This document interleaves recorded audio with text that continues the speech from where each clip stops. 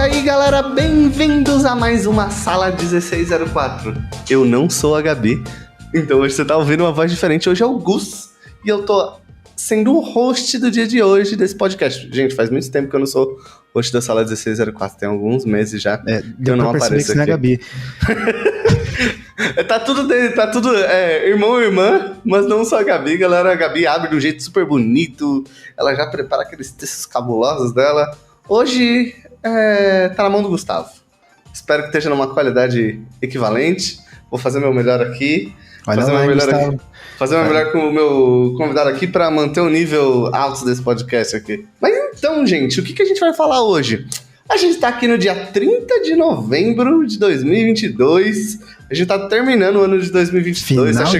Tá chegando em dezembro. Você que tá com prova aí pra fazer. Você que tá no final do ano cheio de coisa, arrombado de coisa, não vendo as férias de janeiro chegar. Sabe, eu sei que no final do ano tá todo mundo planejando coisas novas. É o projeto verão, é ficar bom no 3D, é ficar bom no 2D, sabe? É planejando um monte de coisa. Então, por isso a gente tá trazendo esse podcast aqui no dia de hoje, que é para falar sobre como começar no 3D. Se você quer começar janeiro no estilo, escuta esse podcast e não sai daqui, porque a gente vai falar para você como você fazer isso da melhor maneira possível no ano de 2023. Começando em 2022, né? Já tem um mês aí em dezembro pra começar.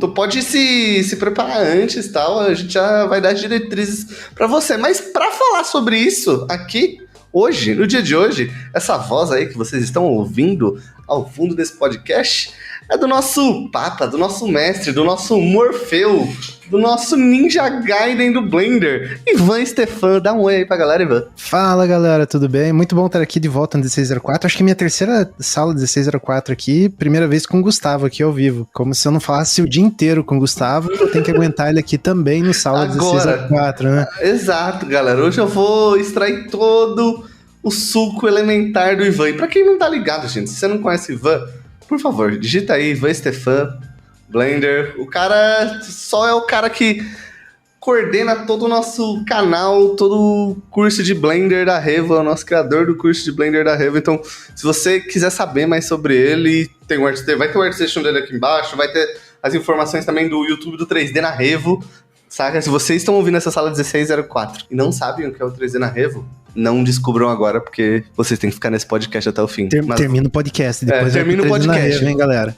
Mas depois vai lá ver o que é o 3D na Revo e o que o Ivan tá fazendo. Inclusive, o 3D na Revo tem muito a ver com o que a gente vai falar hoje, né? Como começar a estudar 3D. Exato. Mas eu acho que, pra gente começar essa conversa, acho que tem uma palavra, um termo que é usado. E gente, pra quem tá aqui, eu acho que esse podcast vai funcionar tanto pra quem quer começar a estudar 3D, mas um pouquinho também pra quem quer ter uma mentalidade pro 2D também. Porque a gente vai falar de 3D, mas a nossa abordagem é mais uma abordagem de como estudar do que antes qualquer outra coisa, sabe? E tem um termo que é muito comum pros dois meios, do 2D e do 3D, que é fundamentos.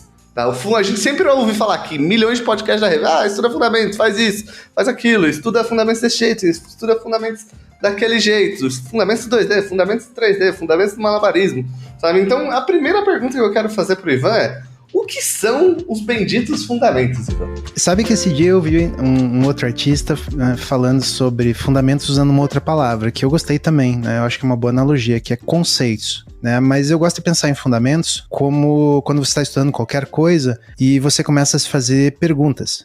Por que isso? O que é aquilo? E a resposta para essas perguntas são os fundamentos, né? Os fundamentos são a base, os conceitos principais. Não dá para falar que é necessariamente o início, mas se você pensar exatamente nessa pergunta, eu acho que vale repetir. Se está estudando algo e você faz uma pergunta: por que esse negócio está funcionando assim? O que é isso? Esse é o fundamento, né? E já vamos começar aqui até de uma maneira um pouco direta. Algo que eu errei bastante no começo do meu estudo, o Gus errou com certeza, que a gente já falou sobre isso, é que de vez em quando a gente acha que o resultado de um software é mais importante do que entender esses fundamentos, que é um pouco da teoria também, né? A gente pode usar a palavra conceitos, a palavra teoria para falar sobre isso, E a gente acaba estudando um software ou estudando uma área específica, seja 3D ou 2D, achando que a gente é um apertador de botões. Você vai ali no software, aperta um monte de botão, magicamente ele entrega algo para você e, nossa, eu tenho uma cena legal para portfólio. Mas você esqueceu algo importante, que é entender por que você está fazendo aquilo, né? Qual é o processo que foi usado de pensamento, de lógica, de software, de técnicas, sejam de 3D, 2D, né, composição, iluminação, modelagem, para chegar nesse resultado. Eu gosto muito de comparar fundamentos, até uma maneira legal para você se convencer. Vamos trocar de 3D e 2D e vamos passar a ideia de fundamentos para o nosso dia a dia. Você sabe cozinhar? Então, a maioria, né, de nós, eu sei cozinhar um pouquinho mais já, né, eu gosto de praticar, mas se você não sabe cozinhar e você pega uma receita do YouTube, né, que vai lá fazer um bolo de cenoura, e você fala, não, farinha de trigo não é legal pro bolo de cenoura, eu vou colocar farinha de rosca, eu não vou usar ovo, eu vou usar água. Como que vai ficar a tua receita se você não entender o fundamento de como é fazer essa receita? Por que ela funciona como um bolo de cenoura? Então, se mesmo numa receita de bolo você tentar trocar os ingredientes, a técnica de fazer, sem conhecer o porquê que aquilo funciona, né, você não vai terminar com bolo, você vai terminar com um Frankenstein, né, uma pedra, não sei o que vai terminar aquilo. Eu acho que o entendimento do fundamento é o que faz o chefe de cozinha. A diferença de alguém que replica uma receita de internet, né, para fazer um bolo, e alguém que cria uma receita de bolo, é tecnicamente o fundamento. É o cara que realmente entende misturas, técnicas, processos. Se você aprender isso, né, vai chegar um momento em que uma boa parte dessas receitas se tornam relativamente óbvias, porque você conhece o que está por trás delas, né? Então você fala, nossa, eu vou fazer um tutorial de Geometry Nodes. Mas daí se dá uma passada rápida no tutorial e fala, não, mas aqui ele usou essa técnica que eu já conheço, então você nem vê mais esse tutorial, né? Você deixa até de consumir um pouquinho tutorials, né? Não que não são importantes, eu acho que depois a gente pode voltar um pouquinho nesse assunto, mas se você quer ter um crescimento mais rápido no teu estudo, não que você não vai fazer tutorial é importante, mas você precisa focar o teu estudo em fundamentos. Eu acho que se eu não convencer a galera de que fundamento é importante, se a galera que tá ouvindo aqui abrir qualquer vídeo do 1604 que fala sobre início de estudos, vai ouvir a palavra fundamentos muito, né? Muito mais do que prática até. Porque, tipo, queira ou não, gente, é o que o Ivan falou, são os elementos que permitem você ser criativo. Por trás de qualquer imagem estão os fundamentos ali. É o que o Ivan falou, luz, composição, modelagem, design, tá tudo ali, sabe? Só que são vários fundamentos, né? Tipo, essa que é a questão que eu acho que é muito doida, é que a galera olha pro fundamento. Então desenho é um fundamento. Não, dentro do desenho você tem vários fundamentos. Dentro do 3D você tem vários fundamentos. E assim, falando de 3D, sabe? Entrando no 3D, quais pra você são os fundamentos do 3D? Eu vou começar com um fundamento que eu tenho falado bastante com os meus alunos, que é um fundamento que vem um pouco do 2D. Eu acho que a gente já fala dos fundamentos que são do software, mas tem dois fundamentos que eu vejo que quando os meus alunos começam a evoluir um pouco mais, ajuda bastante eles, que é o entendimento de fotografia e iluminação. Então, a fotografia, a gente está falando de entender um pouco de técnicas de composição, regra dos terços, composição diagonal, composição centralizada, e também entender um pouco de conceitos de iluminação. A iluminação no 3D é algo importante, mas muitos esquecem que às vezes o que a gente está fazendo no 3D é uma réplica da vida real. Então, por que, né, se você não está encontrando um bom conteúdo para estudar iluminação em 3D, por que você não procura um bom conteúdo de iluminação de um fotógrafo que tem no YouTube? Tem muitos conteúdos legais de fotógrafos da vida real que mostram como iluminou um pack, como iluminou uma pessoa, e você simplesmente precisa recriar essa iluminação dentro do 3D. Eu acho que, como fundamentos que eu digo que são essenciais para você começar, é começar a observar fotografias, né? Como estudar composição. Tem um monte de sites também, Instagram e mesmo YouTube, que você vê alguns artistas fazendo análise de composições de alguns frames do cinema, de filmes, em que ele pega um frame e fala, putz, olha aqui foi usada uma regra, né, uma técnica de composição centralizada, mas perceba a disposição dos atores ao redor do ator principal, e isso é composição, e isso você vai prestar no 3D. Total. Aí, às vezes, se você esquecer disso, né, você vai saber modelar, fazer luz, fazer render, mas se você errar na composição, você vai ter algo que pode ser menos interessante e não passar a mensagem que você está buscando. Então, né, eu sempre falo que o 3D é um D a mais. Então, 2D, tudo que você pode aprender no 2D, na arte tradicional, você, de alguma maneira, tem que levar para o 3D. Né? Você só está usando uma ferramenta que tem uma dimensão a mais, mas no final você termina com uma imagem.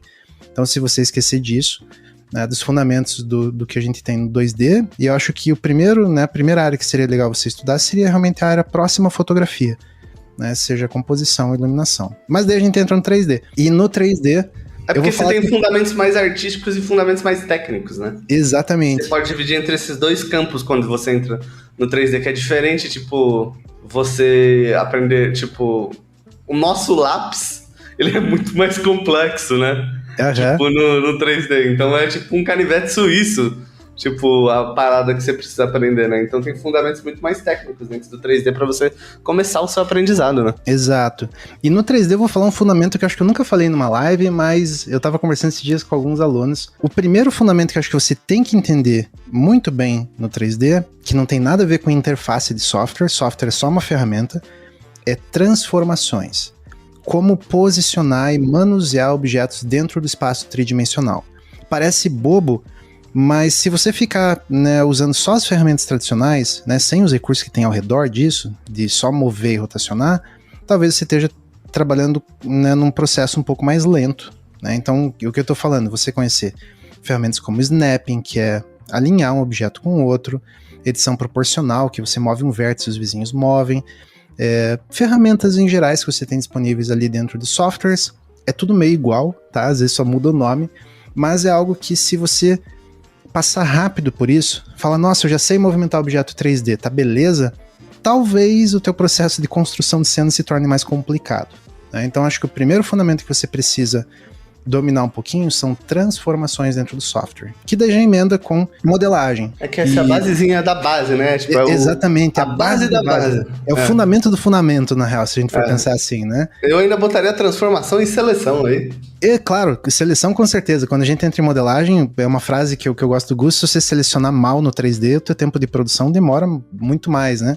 Você tem que saber selecionar inteligente. Exatamente, então também dominar todas as maneiras possíveis de selecionar dentro de um software, seja a seleção do objeto ou de componentes de modelo, face, vértice ou edge, isso também vai deixar a tua produção mais eficiente. Né? E se você é mais eficiente, você tem mais tempo, às vezes, para pensar em composição, em forma, né? Então você vai estar menos preso em processos burocráticos e mais tempo, você vai ter mais tempo disponível para caprichar na tua arte. É tipo o bagulho de andar de bicicleta, gente. Antes de dar um mortal com a bicicleta, tu tem que saber levar ela pra frente, né? Então é uma coisa de cada vez, né? Exato, e eu acho que aqui é que é legal falar do fundamento, que às vezes estudar fundamento é chato, porque fundamento é teoria às vezes, né? E daí você fala, nossa, eu tô perdendo 2 finais de semana estudando transformação e seleção, que perda de tempo. Você não tá perdendo tempo de jeito nenhum. Não, você tá ganhando tempo. Você tá ganhando muito tempo num futuro bem próximo, né? E ferramentas de seleção e transformação são tecnicamente idênticas em todos os softwares. Claro, às vezes tem um recursozinho a mais, muda nome, mas, né, tô aprendendo em Blender, transformação e seleção, isso é só ferramenta? Não, isso é conceito, fundamento, que você precisa se habituar a trabalhar. Né? Então, gaste um tempo estudando isso mais a fundo. Né? E às vezes uma boa ajuda é o próprio manual do software. O manual do software está bem organizadinho, tudo que ele tem disponível de recursos de transformação e seleção. E assim, beleza, saindo de transformação e seleção, quais outros fundamentos do 3D? Aí a gente entra em modelagem. A gente tem tanto conteúdo disponível para estudar que se a gente for estudar todo o fundamento de modelagem, a gente tá falando em ficar alguns anos estudando. Não sei se concorda comigo. Concordo completamente. Então, quais são as próximas áreas que eu quero começar? Inclusive, esses dias no 3D na Revo eu fiz uma live falando um pouco sobre isso. Eu quero começar quais são os 3 tópicos que você tem que focar. Modelagem, textura e materiais e iluminação. Né? Iluminação e configuração geral de render. Né? Com isso você já tem um início, um norte para tópicos que você pode estudar. Mas vou ser sincero que eu trabalho há 23 anos e eu continuo aprendendo tópicos e fundamentos dessas áreas até hoje. Né? É um meio muito amplo, com muito conteúdo para você aprender. Então, como filtrar isso? Né? Como começar a estudar o necessário? Né? Vamos chamar de fundamento do fundamento. Então, eu gosto de pensar em modelagem, que você começa entendendo o que são polígonos, né? Começa lá na modelagem poligonal tradicional, Então, o que é um polígono, que necessariamente é uma face, o que é um vértice, o que é uma edge. Começa a entender ferramentas, extrusão, inset, e você vai cair na modelagem que eu chamo de modelagem poly by poly, onde você é um cara que vai fazer um pouco mais de uso de ferramentas dentro de um software, né, para gerar formas. Então você vai usar ferramentas como Bevel, olha, vai anotando o nome das ferramentas que eu estou citando, são ferramentas importantes. Inserir um loop, o knife. Então, com essas 5 ferramentas, acho que olha lá, extrude, inset, Bevel, o knife e o insert loop, né, o insert edge loop, você, tecnicamente, vamos ser bem sérios, você já consegue modelar 99,9% de tudo que você imagina, né? Mesmo quando a gente cai no segundo estilo de modelagem, que é modelagem por subdivisão. Então, nesse momento do fundamento, você tem que entender a seleção do componente que a gente já falou, né? Seleção de componentes de modelagem, o uso dessas ferramentas que são a essência da modelagem, e agora, parte do fundamento também entra um pouquinho de prática. A gente vai falar um pouquinho mais de prática, mas você não vai aprender modelagem se você não praticar, né? Então, você vai entender o que a ferramenta Extrude faz, né? Quais são as configurações dela, ou seja, entender o fundamento da ferramenta. Mas você tem que entrar num processo de prática para entender como usar essa ferramenta agora. Antes da gente falar da prática da modelagem, existe um outro estilo de modelagem que é bastante comum, que é a modelagem por subdivisão, que usa as mesmas ferramentas do poly by poly, mas ela tem uma diferença em que em cima da geometria você usa um modificador que suaviza tudo. Essa modelagem é uma modelagem um pouco mais de regras, né? Então eu recomendo para os meus alunos que eles comecem a aprender isso depois do 4º ou 5º mês de estudo, não sei se o Gus concorda também, porque é uma modelagem que tem, eu vou repetir de volta, tem regras, né? E se você coloca regras no início do teu estudo, você pode se perder um pouquinho, né? Então, como fundamento de modelagem, começa lá com as 5 ferramentas básicas para você trabalhar com polígonos e começa a entender como gerar formas tridimensionais. Depois da modelagem, acho que eu passei por modelagem, Gus, eu coloco como fundamento mesmo isso, né? Que daí um bom mês, 2 meses de prática e estudo, né, de modelagem.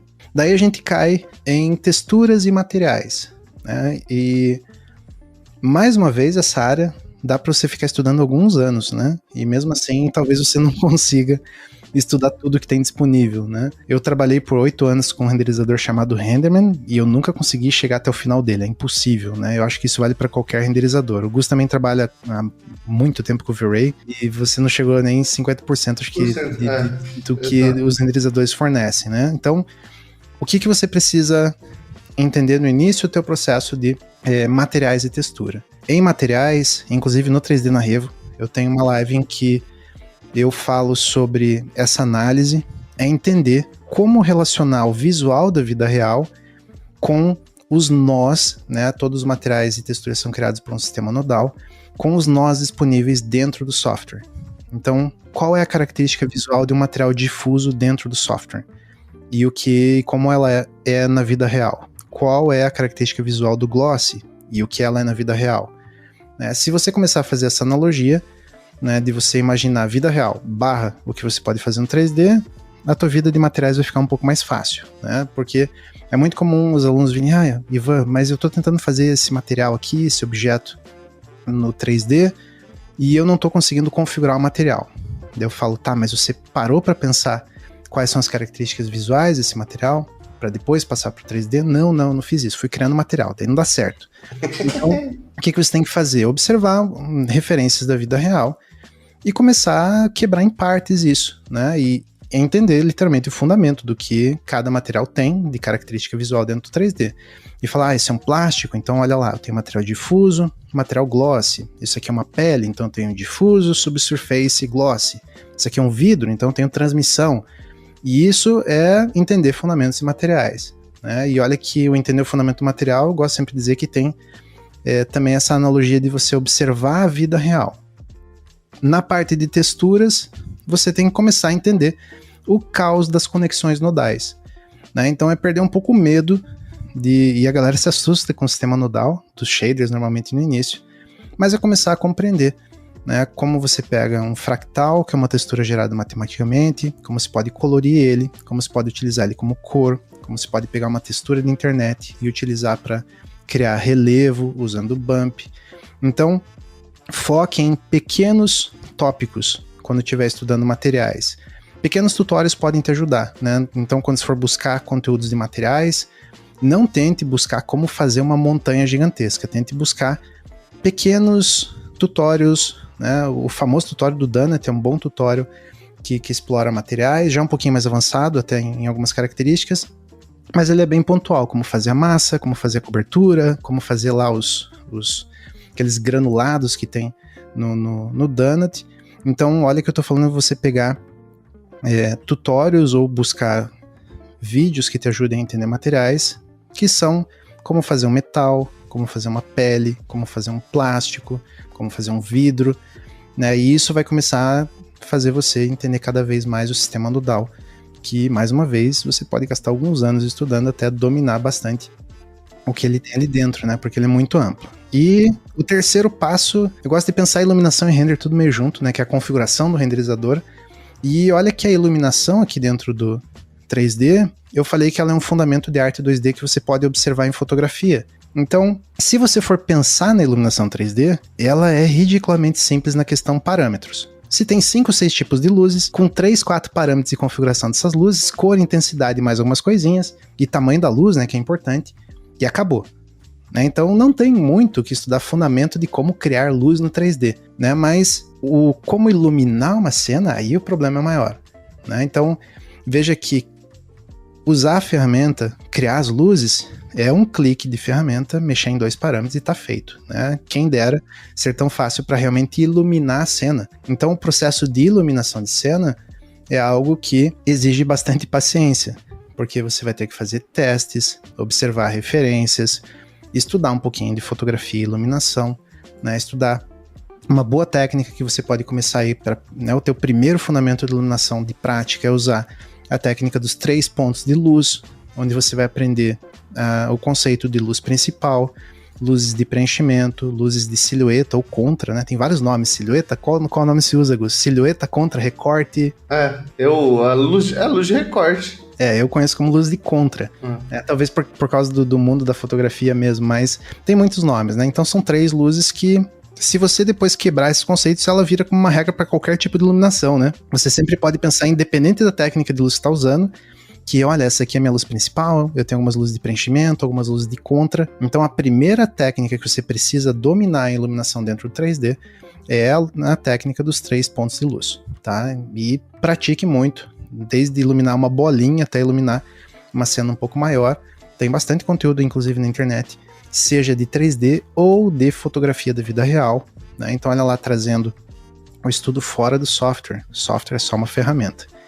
E ufa, eu acho que eu falei um pouquinho rápido aqui. Tô até ofegante aqui de tanto que eu corri em falar dos fundamentos. Mas eu acho que o grande problema quando a gente tá começando a estudar, e quando eu comecei a estudar, o Gus também um pouco mais dessa época, a gente tinha falta de materiais para estudar, né, Gus? Era muito difícil a gente ter materiais.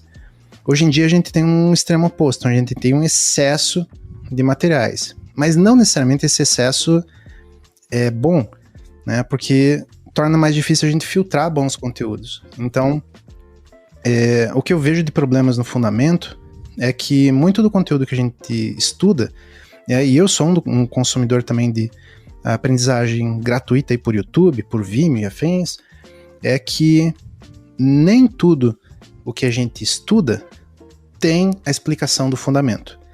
Normalmente, tá? Eu estou usando a palavra normalmente, não generalizando 100%, mas uma boa parte dos conteúdos que a gente estuda são os tutorials, né? Eu chamo tutorials não de maneira pejorativa, mas são as receitas de bolo, né? E tem uma importância muito legal o tutorial, que é te mostrar uma técnica, mas nem sempre é explicado como que essa técnica funciona, né? Então, eu gosto de criar uma regra quando eu estou assistindo um tutorial que não explora os fundamentos, às vezes, né? Dizer o porquê que ele fez aquilo, né? O que é aquele outro nó, o que ele fez de decisão naquela parte, e de que 1 hora de tutorial tem que virar pelo menos 3 ou 4 horas de estudo extra, né? Então, se você pegar lá o tutorial do Dunnett, né, que é excelente, né? Eu diria que ele merece realmente ser um dos tutoriais mais vistos aí de Blender.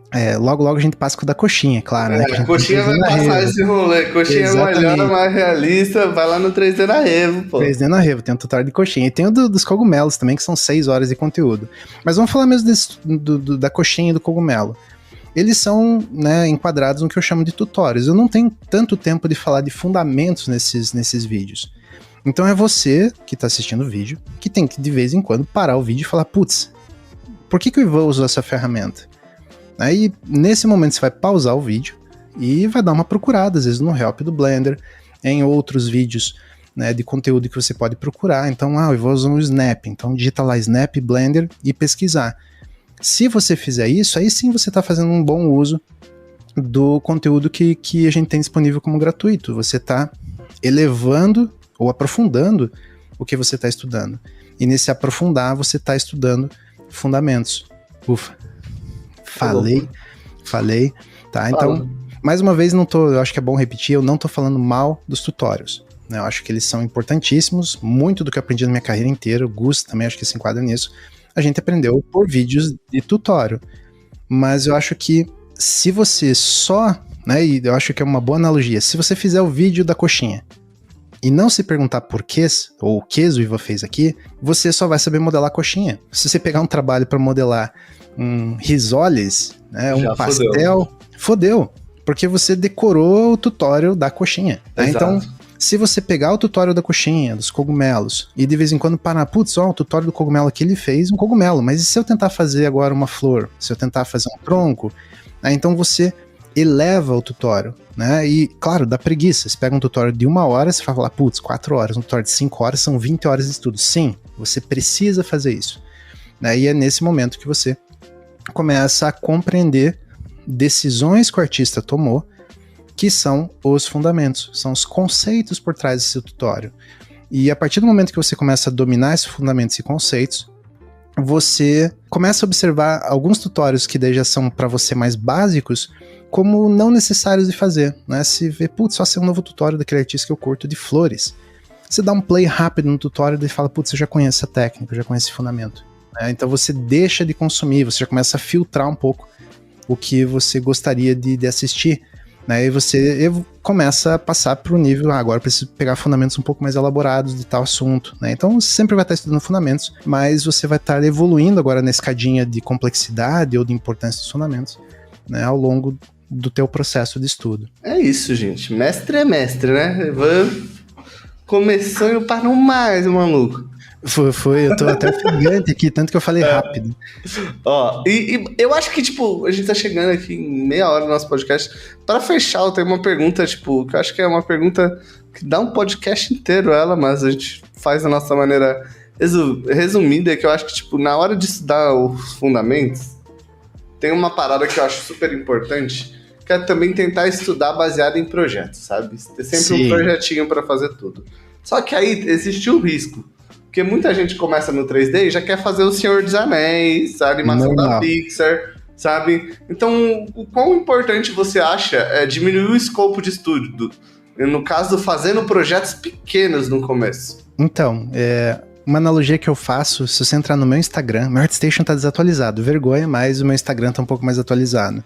Você vai ver que eu não tenho cenas gigantescas, tá? Claro que se você for estudar environment, talvez tenha que fazer cenas maiores, mas por que isso? Porque todas as minhas cenas grandes que eu começo estudando estão paradas em alguma pasta do meu HD, né? Então, tome isso como uma dica de vida, né? Sim, você pode, de vez em quando, fazer projetos grandes, sabendo que a dedicação, o empenho que você vai ter que ter é 1000 vezes maior do que uma cena pequena.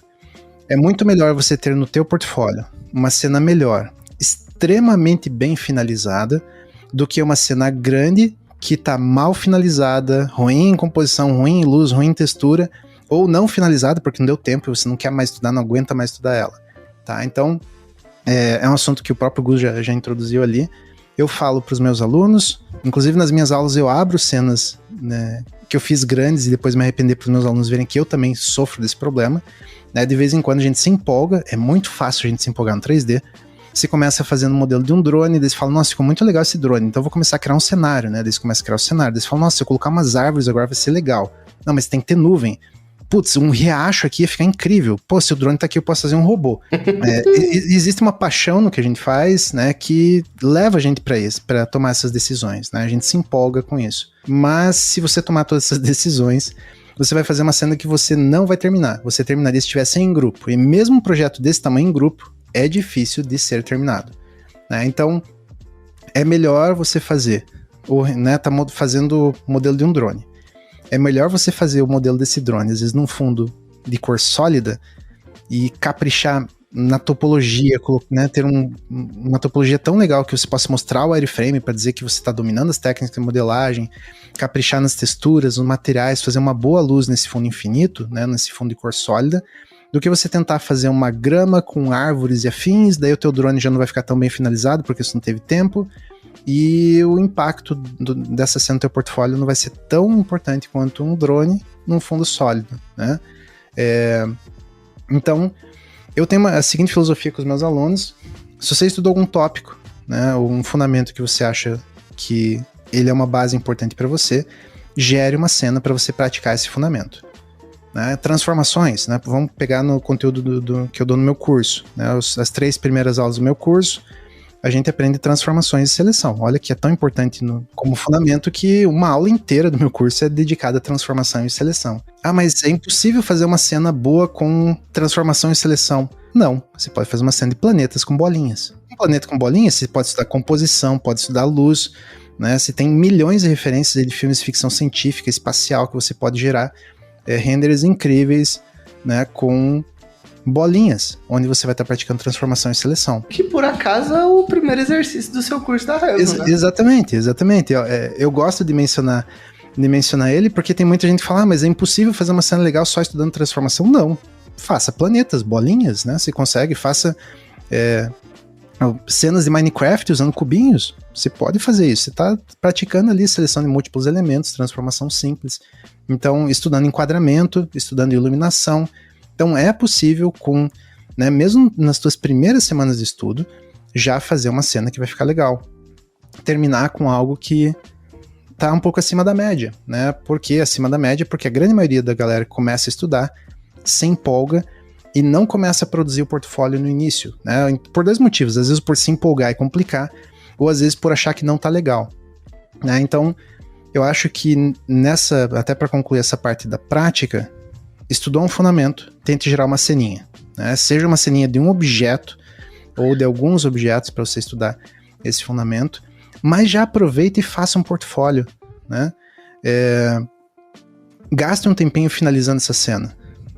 Claro, não gaste 10 dias fazendo algo que né, você poderia estar estudando outro conteúdo, mas gaste um tempo para você ter uma cena que pode entrar no teu portfólio. O quanto antes você colocar a tua cena no portfólio, lá no ArtStation, começar também a organizar um Instagram, LinkedIn, antes você vai estar sendo visto pelo mercado. Eu tenho alunos que têm a mentalidade, putz, eu tenho vergonha de postar o meu trabalho inicial, então eu vou esperar meu portfólio amadurecer por 2 anos, e daí eu vou postar o portfólio. E eu sempre falo ao contrário para os meus alunos, né? Eu tento convencer eles, não, coloca o teu primeiro trabalho, por mais que você não goste, coloque. Por quê? Porque você está começando a se tornar conhecido, né? Você está se expondo, né? E vai que com o teu portfólio que você acha que é ruim, de 3 meses de estudo, algum cliente, alguma empresa olha teu portfólio e fala, nossa, eu estou procurando alguém que tem esse perfil artístico, estou procurando alguém que busca, né, esse tipo de fundamentos, né? Quem julga portfólio sabe olhar o que você está estudando, né? Putz, esse cara aqui tá bom em fundamentos de modelagem, esse cara aqui tá bom em fundamentos de materiais. Então, você tem mais chance de entrar no mercado antes, né? Do que esperar 2 anos para começar a divulgar o teu portfólio e aí começar a ser conhecido. Então, o processo vai ser super longo, né? Então, eu acho que nesse conceito de prática, todo fundamento precisa gerar uma prática e, de preferência, essa prática deve ser uma cena que vai para o teu portfólio, mesmo que você não considere bom. E eu vou ser sincero, né, eu vou até pedir pro Gus, eu não considero bom meu trabalho até hoje, porque a gente sempre é super crítico com a gente mesmo, e eu acho que quando termina um trabalho, a gente já tá com outro olhar daquela cena, e a gente já quer evoluir, né, faz parte do processo de trabalho. Então, se você for muito crítico com você mesmo, eu sou super crítico comigo mesmo, você pode acabar nunca colocando o teu portfólio, né? Nunca querendo mostrar o teu trabalho.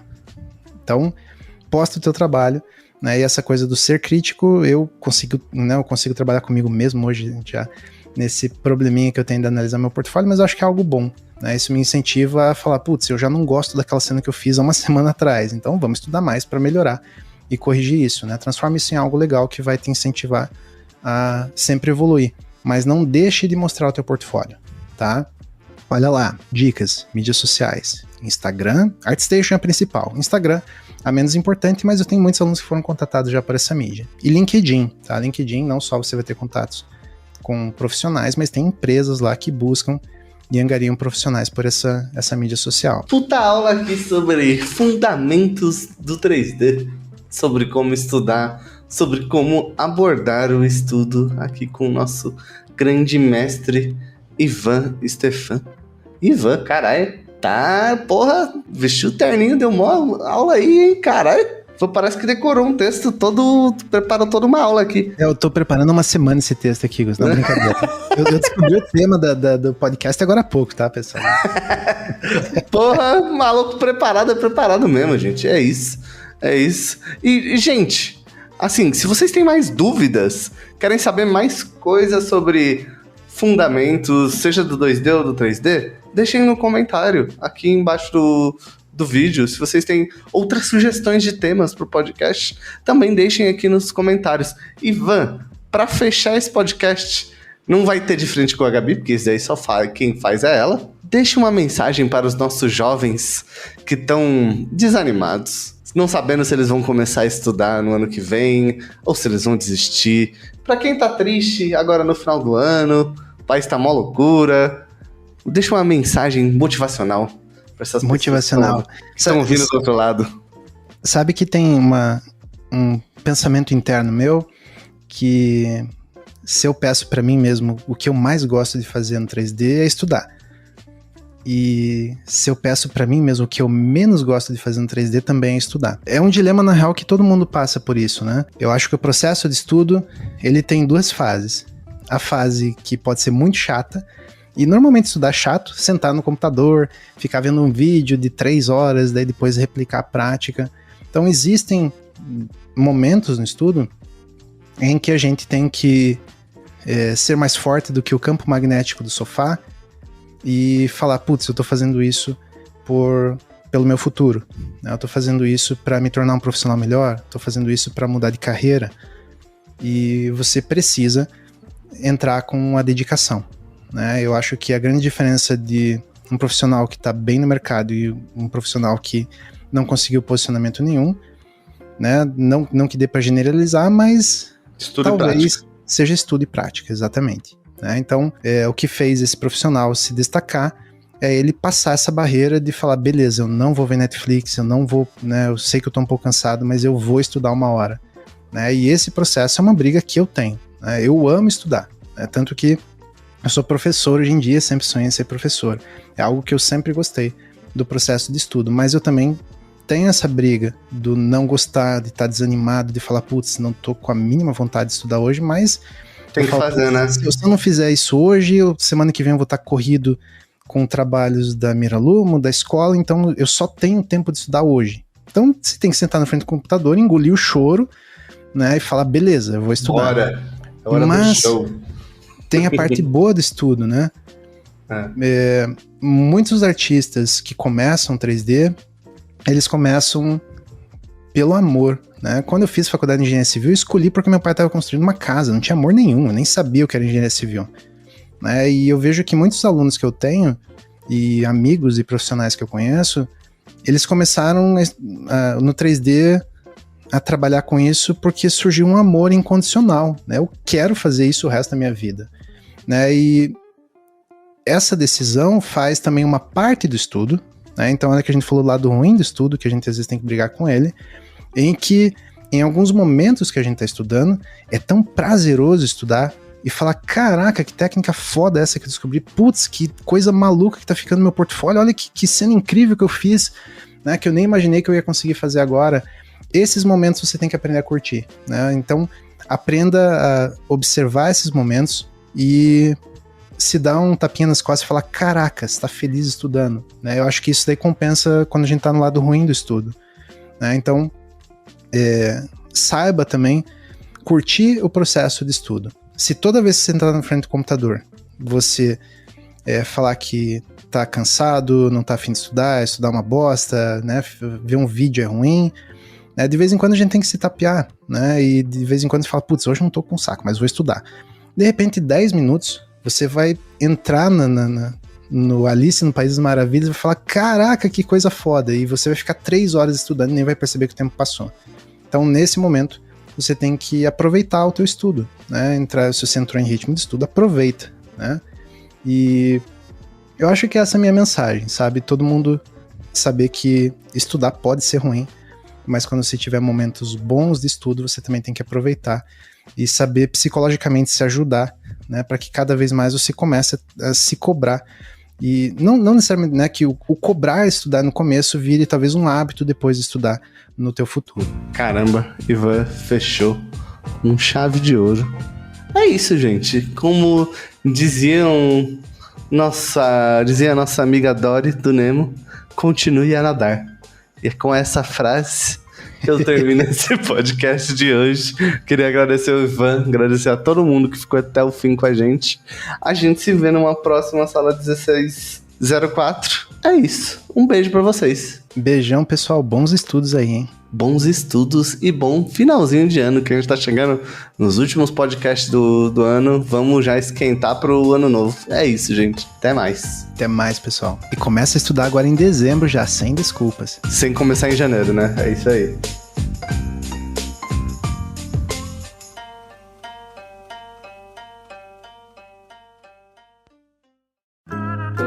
Programa editado por Doug Bezerra.